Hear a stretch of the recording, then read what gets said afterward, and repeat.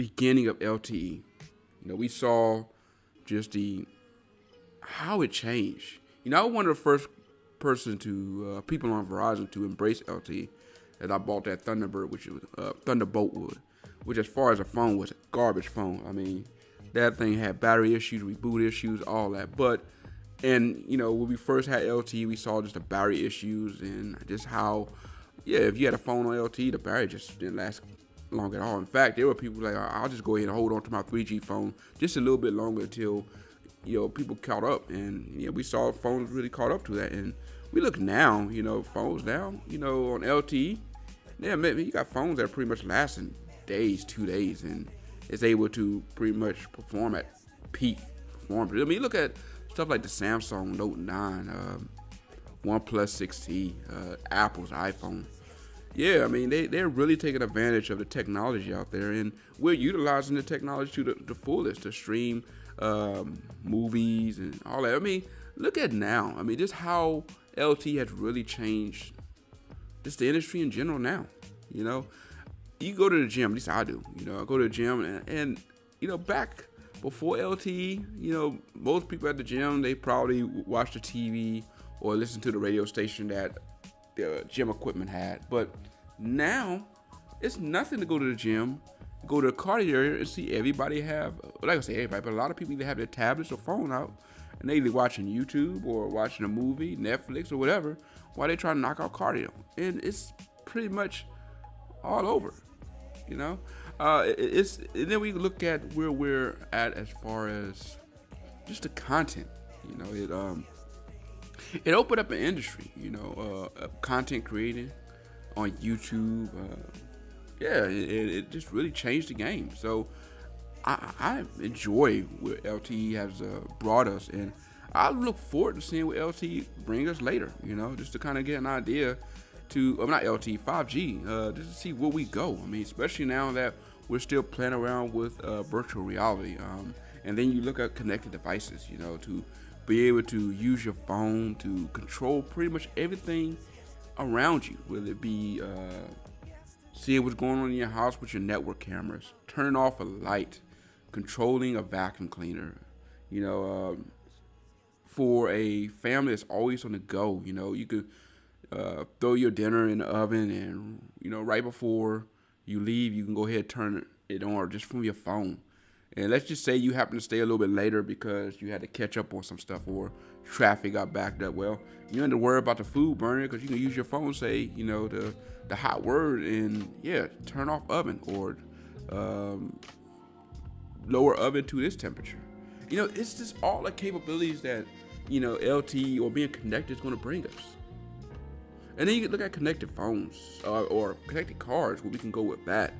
If we can get that technology right, I know it's going to take a while, how we can use that to have cars talk to each other through traffic. Because, well, the one thing, if we are to be honest with it, driving, we've been driving for years now, for hundreds of years, it's just trying to, anticipate what the other person is doing. And to be able to have a car that can actually talk to each other and say, okay, this car is potentially about to do this or about to do that, and to allow that vehicle to slow down or brake or whatever to maybe avoid accidents. You look at how many accidents are a result of just a person merging and didn't see the person behind them or to the left. That happens. So sometimes the result of that person being on their phone and not paying attention, but there are just times where people just don't see them. I know I've had a time or two when I went to merge over, and man, thankfully, the person behind me was actually paying attention because I really didn't see them. And I'm like, man, that could have been ugly. And all I could do is just wave like, my bad, And so just to have that technology there where, we have devices that talk to each other, kind of get an idea what's going on, and what it could do with vehicles in general. We talking about, we're on the verge of self-driving cars becoming mainstream, within, I say, 5 or 10 years from now. And to have where a car can pretty much, just navigate around itself based on, being connected, the street lights, what's around them, and where we can go with that. And how that can change just everything in general.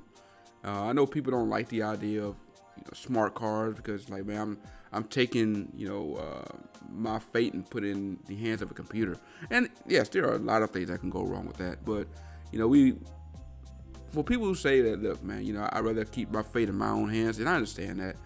Well, if we look in general, let's be fair. It's not like having the car or the vehicle in only our hands only have resulted in a overall safety as far as driving. I mean, I think adding computers there can help. We've seen it done in other industries, whether it be in aviation, in general. So I think it actually can help us overall and can actually change the game. And we can see what that actually would do and how far that goes. And yeah, just kind of play with that. And so I personally look forward to playing around with that and seeing where we go and seeing how cars just handle that.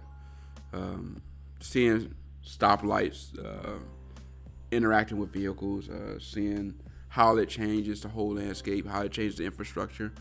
Just seeing where we go with technology. I love it. I love this, and I can't wait to see some of the things we think will come out of CES because of it. Now I know a lot of people are concerned. Okay, once we go to more connected vehicles, the jobs that may be, that may be lost because of it. But for those jobs that may be lost, it opens other jobs up. Whether it be, because again, no matter what, somebody got to maintain that equipment. Somebody got to do the programming for that. Someone gonna always have to monitor it. They're gonna have to be, something going on in the background, and we're gonna always need people for that.